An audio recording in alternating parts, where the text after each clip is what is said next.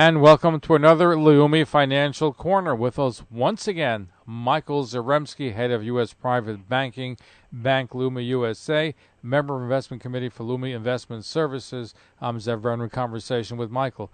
Michael, good to speak with you again. How's everything going? Great to speak with you, Zev. Everything's great, and hopefully things are good with you and your family. Thank God, thank God. But we certainly live in very interesting times. And I know you and I have discussed the fact that technology is somehow driving the market, and we see right now a disparity between technology stocks and regular stocks. Can you tell us what's going on?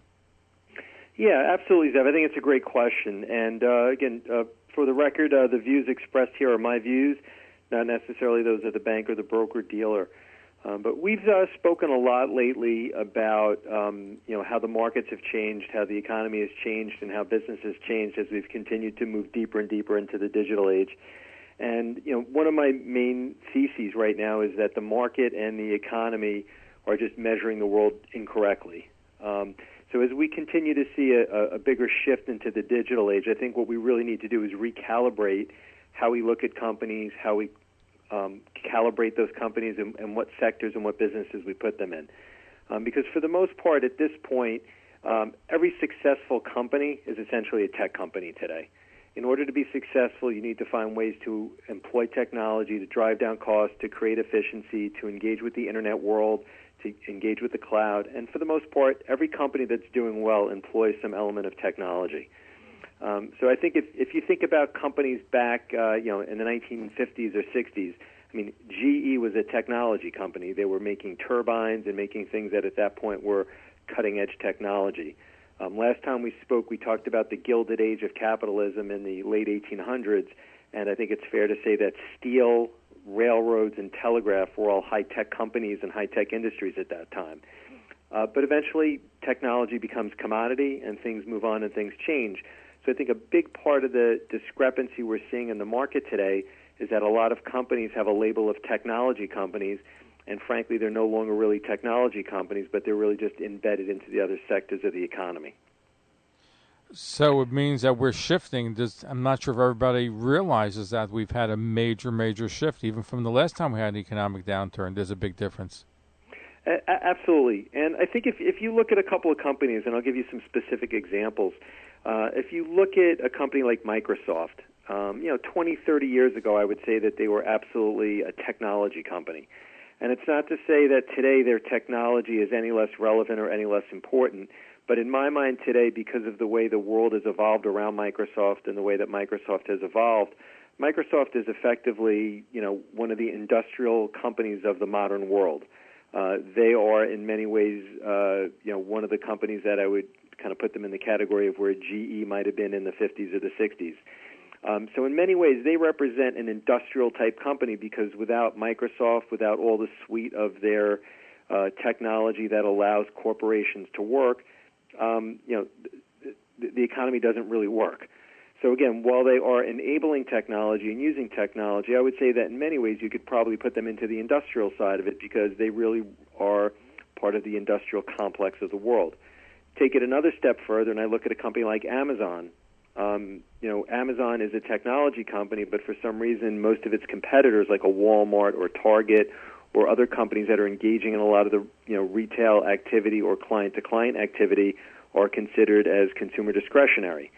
So again, with Amazon being one of the largest retailers in the world, the fact that they're doing it online, I think in today's world is less relevant because Walmart's doing more and more online. In fact, Walmart's online presence has grown about 100% or so this year. Target, all these successful companies that are in retailing, even the grocery stores, et cetera, everyone is online. So when I think about what Amazon's core business is, even though they figured out ways to employ technology, they really are a consumer discretionary company. And lastly, I'll give you a couple of other examples. So if you look at a company like Visa, MasterCard, and PayPal, they are, again, also listed as technology companies, whereas I really do believe in many ways they're part of the commercial services industry. The world doesn't really work without payment systems, and Visa, MasterCard, and PayPal represent the three largest components of the payment systems within the S&P 500.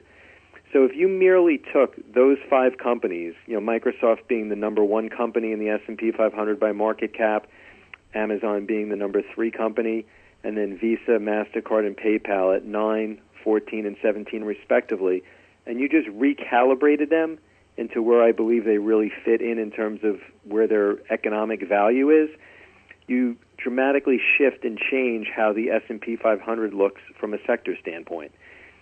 Technology would go down from 27.5% to right about 14%, and instead of having a big dispersion between technology and the number 2 sector, which is healthcare, you would have consumer discretionary, healthcare, technology, commercial services, and industrials all sitting somewhere between 12 and 15%, which would give you a much more even distribution of what I believe the economy really looks like.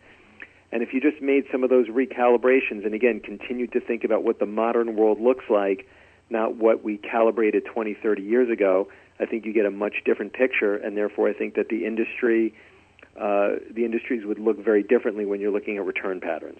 So I think some of it is that, again, there may be some exuberance about technology, but I think when we look at technology as a sector, I think we really have to think about it differently as how is technology embedded in all the other sectors, and how does that really impact the world that we live in today, and how do we measure both the market and the economy because of that. Michael Zaremski, head of U.S. Private Banking, Bank Leumi USA, member of the Investment Committee for Leumi Investment Services. Thank you for being here with us. Look forward to having you back. Thank you very much, Zev. Look forward to speaking again. And we're going to be right back.